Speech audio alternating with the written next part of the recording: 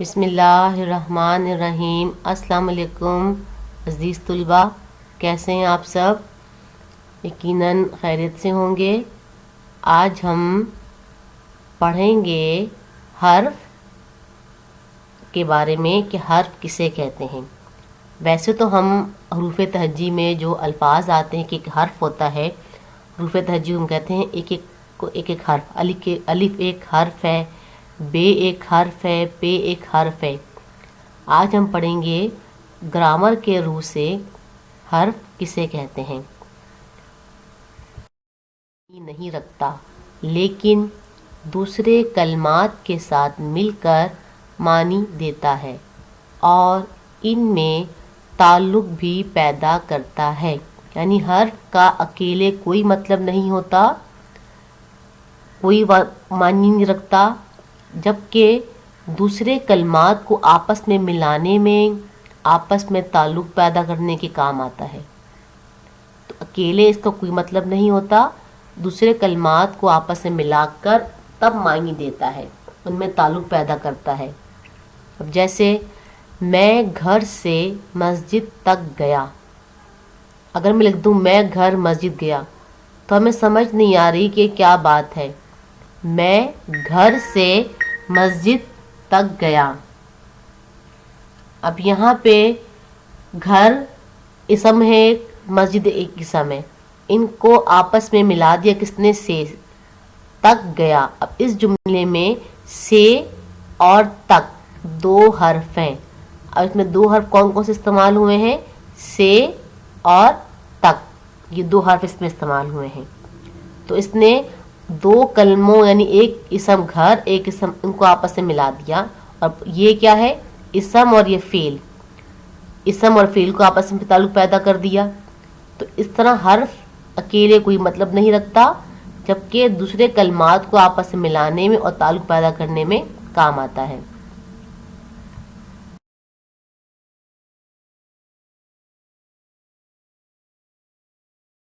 ہم یہاں چند اس کی مشہور قسمیں پڑھیں گے۔ نمبر 1 ہے حرف جار۔ کیا ہے نام ہے اس کا؟ حرف جار۔ نمبر 2 حرف علت۔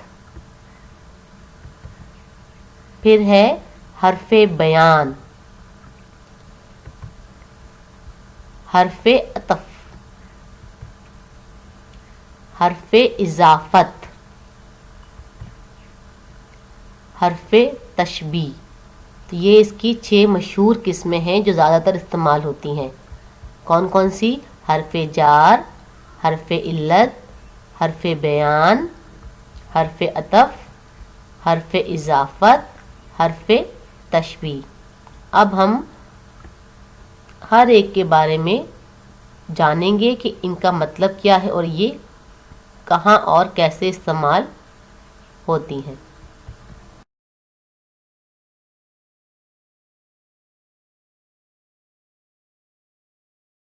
فعل کا تعلق فاعل کے ساتھ اور اسم کا خبر کے ساتھ رابطہ پیدا کرے، یعنی وہ حرف جو فعل کام کو اور فاعل اس کام کو کرنے والا، یعنی فعل اور فاعل کا آپس میں تعلق بتائے کہ کام کرنے والا کون ہے، تو اسے کہتے ہیں حرف جار۔ یا اسم کا خبر کے ساتھ، یعنی اسم کہتے ہیں فاعل کو، یہاں کہتے ہیں یعنی نام کو، کوئی نہ کوئی چیز ہے وہ، خبر کے ساتھ وہ کیا کام کر رہی ہے، اس کا فعل کیا ہے، رابطہ پیدا کرے۔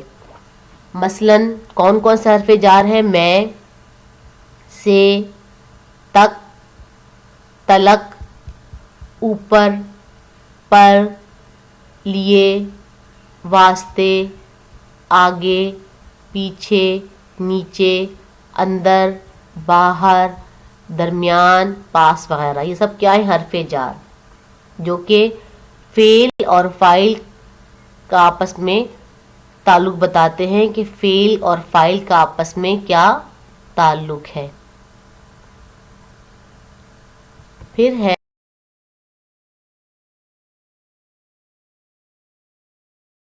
مثلاً، کیونکہ، اس لیے، لہذا، تاکہ، चुनाचे वगैरह।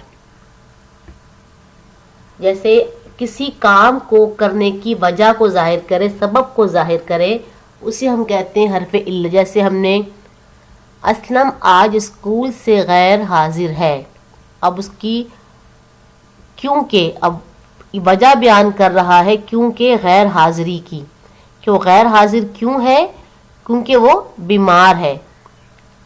क्योंकि ने जाहिर वजह बताई है कि वो क्यों गैर हाजिर है, कि वो बीमार है। ठीक है, यानी वो हर्फ जो किसी वजह को या सबब को जाहिर करे उसे हम कहते हैं हर्फ इल्लत।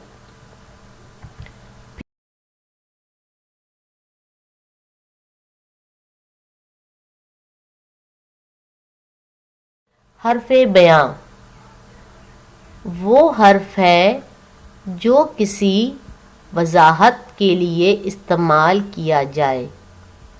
वो हर्फ के है, काफ है के, यानी आप किसी बात को बयान करने के से कहते हैं हर्फ बयान। मसलन उस्ताद ने शागिर्द से कहा, अब क्या कहा, उस बात को बयान कर रहा है ये के।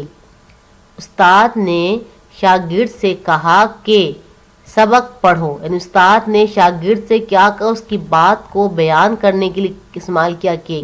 जैसे हम पढ़ते हैं, अहादीस पढ़ते हैं, आप सल्लल्लाहु अलैहि वसल्लम ने फरमाया कि, यानी किसी बात को बयान करने के लिए जो हम हर्फ इस्तेमाल करते हैं वो है काफ है के। तो हर्फ बयां क्या है, वो हर्फ है जो किसी वजाहत के लिए इस्तेमाल किया जाए, यानी किसी चीज़ को वजाहत करने के लिए इस्तेमाल किया जाए, उसे हम कहते हैं कि हर्फ बयां। फिर जो इस्मों या जुमलों को आपस में मिला दे, यानी इसम हो बहुत सारे या दो जुमलों हो उनको आपस में मिला दे। मसलन कलम व किताब, अब कलम एक इसम है, किताब एक इसम है। अब इस वाव ने इनको आपस में मिला दिया, एक लफ्ज़ बन गया कलम व किताब। अब इसमें वाव क्या है, हर्फ अतफ, यानी वो हर्फ जो दो इसमों या जुमलों को आपस में मिलाए उसे हम कहते हैं हर्फ अतफ। फौजिया, फिर अनीका, अब इसमें एक इसम है फौजिया, एक इसम है अनीका। अब इनको आपस में किसने मिलाया, फिर ने, तो फिर यहाँ पे क्या हुआ, हर्फ अतफ, यानी वो हर्फ जो दो इसम या दो जुमलों को आपस में मिलाए उसे हम कहते हैं हर्फ अतफ।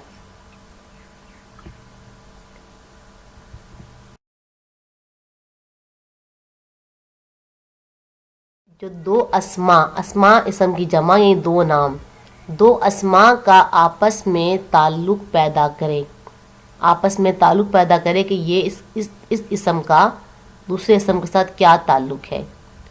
मसलन का, की, के वगैरह। अब हर्फ इजाफत कौन कौन से हैं, का, की और के। जैसे सना की गुड़िया, अब यहाँ पे की एक इसम है सना, एक इसम है गुड़िया, किसका नाम है ना गुड़िया, खिलौने से बच्चियाँ खेलती हैं, तो इनका आपस में ताल्लुक किसने पैदा किया, की ने, यानी गुड़िया का ताल्लुक किससे, सना से। गुड़िया किसकी है, सना की, यानी गुड़िया का ताल्लुक किससे, सना से। अली के जूते, अब जूते किसके हैं, अली के, यानी जूते किससे ताल्लुक रखते हैं, अली से। फौजिया का बस्ता, अब बस्ता किसका है, फौजिया का। अब इस का, की और के ने वाज़े किया है कि ये चीज़ें किसकी हैं, एक इसम का दूसरे इसम के साथ क्या ताल्लुक है।